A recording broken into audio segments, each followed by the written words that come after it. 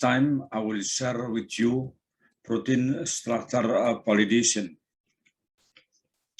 I will divide this discussion into three parts.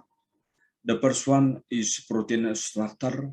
The second is a structure determination, and the last is a structure validation. Now let's start with protein structure. Protein are large biomolecules and macromolecule that comprise one or more long chain of amino acid residue. Protein perform a vast array of functions within organism, including catalyzing metabolic reaction, DNA replication, responding as to stimuli, providing a structure to cell and organism, and transporting molecule from one location to another. The structure of protein consists of a primary, is a sequence of chain of amino acid. A secondary, in this case, hydrogen bonding of peptide backbone cause the amino acid to fall into repeating a pattern. A tertiary, three-dimensional folding pattern due to side chain interaction. And the last, quaternary, the structure caused by involving interaction between amino acid chain.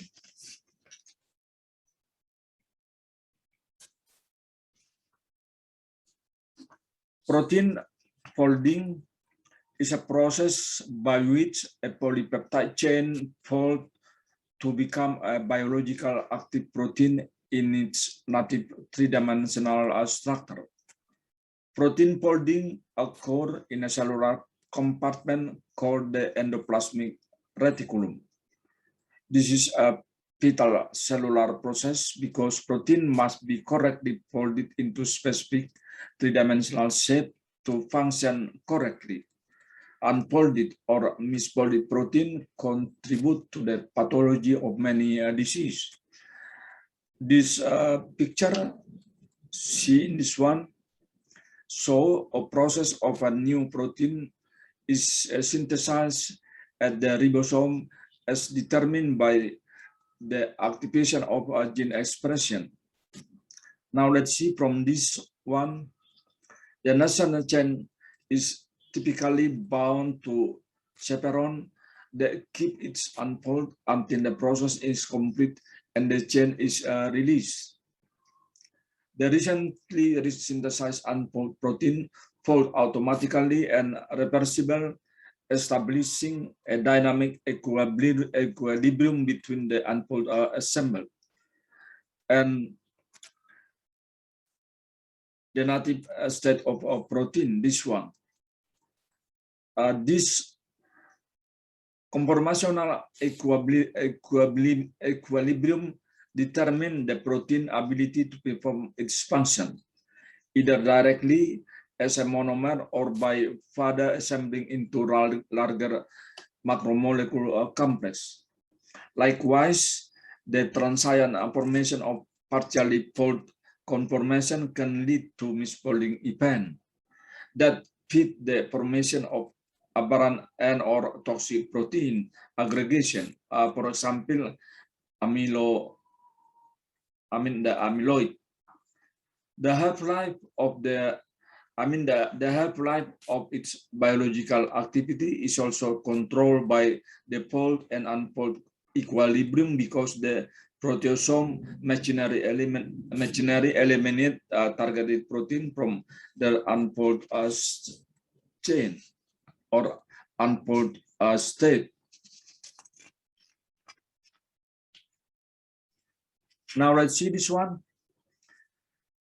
Chaperone are a functionally released group of protein assisting protein folding in a cell under physiological and stress condition. They share the ability to recognize and bind non-native protein, thus preventing unspecific aggregation. Most of the main chaperone use cyclic of ATP binding and hydrolysis to act on non-native polypeptide, facilitating their folding or unfolding. The rule in protein structure is that they keep the new polypeptide segregated from bad influence in the cytoplasmic environment while it's folded spontaneously. Now let's see structure determination. This diagram is present the bottleneck in the membrane protein structure determination. It is consists of the key monitor to be monitored, the process, and the technical method and development. So let's see one by one of these key parameter to monitor. This one, the process, expression, purification, crystallization, data collection, and structure determination. And this one, we see this one. Now let's move to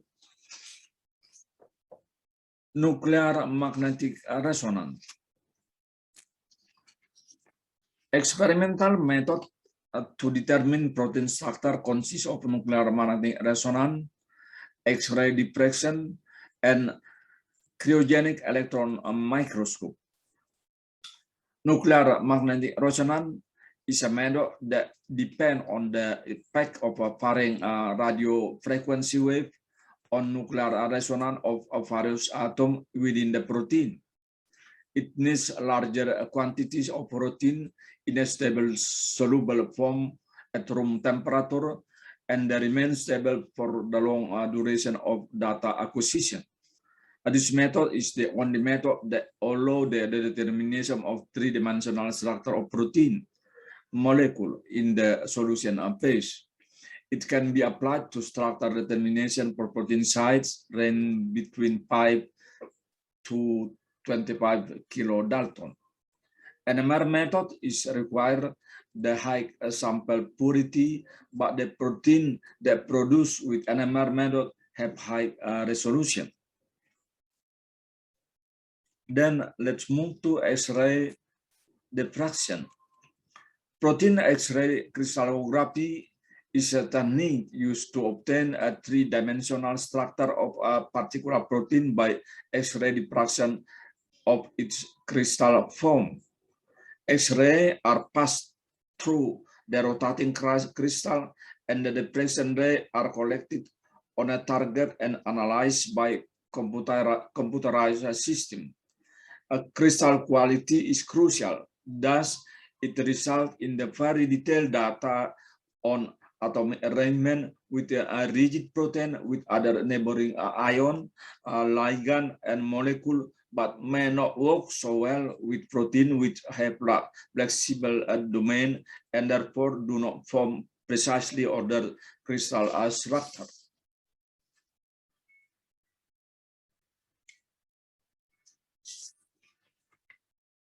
Cryogenic electron microscope is an electron microscope technique applied on a sample cooled to cryogenic temperature and embed in an environmental of vitreous water. An aqueous sample solution is applied to a grid mesh and plug frozen in a liquid ethane or a mixture of liquid ethane and propane. Resolution is a measure of the quality of the data that has been collected on the crystal containing the protein or nucleic acid. Resolution is also defined as a measure of the level of the detail present in the diffraction pattern. High resolution structure with resolution value of 1 Armstrong or so are highly ordered and it is easy to see every atom in the electron density map.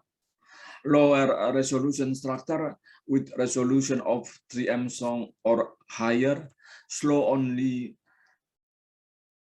the basic contour of the protein chain and the atomic structures must be inferred. High numeric value of resolution, such as for Armstrong, mean poor resolution, while low numeric values, such as 1.5 Armstrong, mean good resolution. For doctoring experiment, avoid protein structure solved at larger resolution.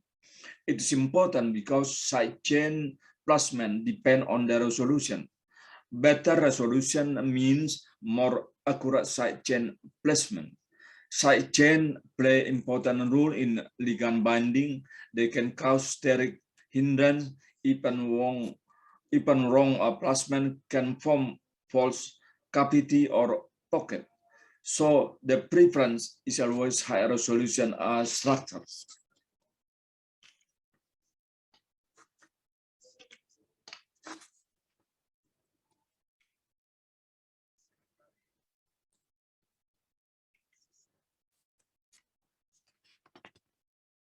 Now, let's move to this part.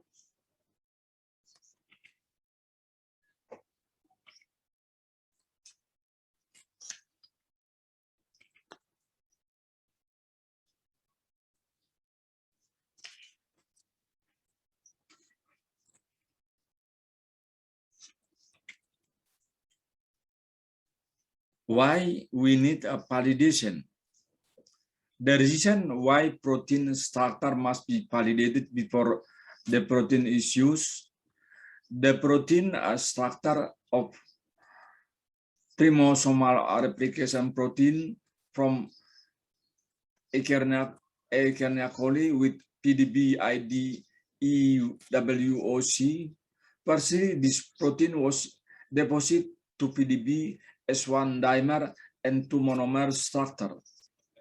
But after some validation and regrouping with symmetry operation, this structure replies as two identical dimer.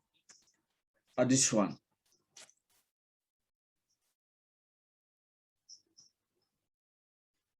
Another example, protein structure of rabbit retinonucleotide 15 lipoxygenase with PDB ID 1LOX. Firstly, this structure was deposited as 1LOX. In the PDB structure 1LOX, the atomic coordinate from many residue 177 to 188 to 10 to 211 and 601 to 602 are not available, and a superficial helix exists as disconnected even to residue 177 until 188 could have been modeled into it bridge the gap. There is no density for surface residue, and some residue is ambiguous. So the structure was reinterpreted again. Then the shape and size of the substrate binding cavity is significantly changed, and the cavity is no longer able to accommodate the ligand proposed to the bind in this pocket. Then the reinterpreted structure was deposited with PDB ID 2POM.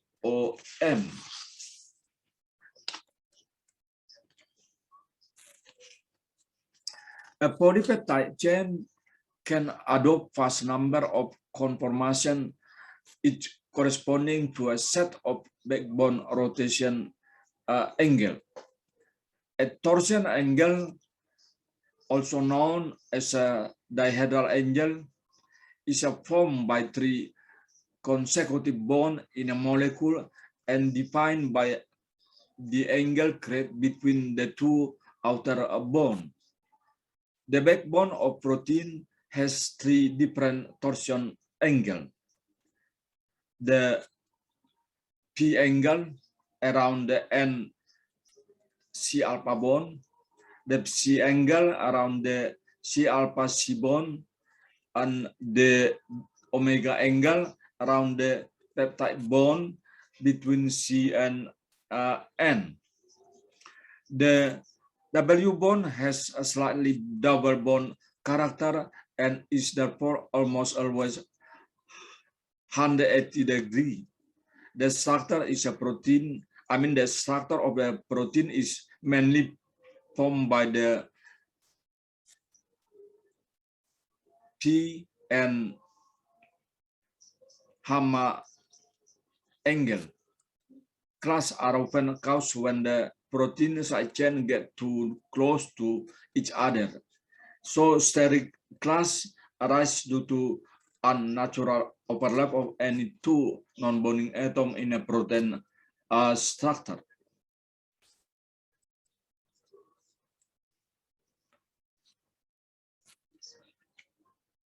Now let's move to Ramachandran plot.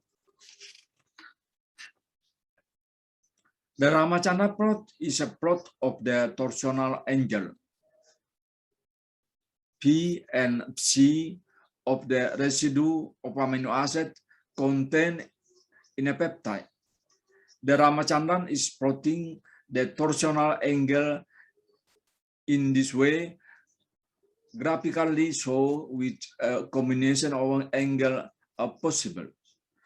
The torsional angle of each residue in a peptide define the geometry of its attachment to its two adjacent residue by positioning its planar peptide bond relative to the two adjacent planar peptide bond. Thereby, the torsional angle determine the conformation of the residue and the peptide. The horizontal axis show Pipalwe, while the vertical show Psipalwe. It dot on the plot show the angle for an amino acid. Notice the counting start in the left hand corner from -180 and extend to +180 for both the vertical and horizontal axis. This is a convenient presentation and allow clear distinction of the characteristic region of alpha helix and beta sheet. The diagram shows the white area correspond to conformation where atoms in the polypeptide come closer than the sum of their van der Waals radii. These regions are sterically dissolved for all amino acids except glycine, which is unique that it lacks a side chain. The green region correspond to conformation where there are no steric class. For example, these are the hollow region, namely the alpha helical and beta sheet conformation. The yellow area shows the hollow region if slightly shorter van der Waals radii are used in the calculation. For example, the atoms are allowed to come a little closer together. This brings out an additional region which correspond to the left hand alpha helix.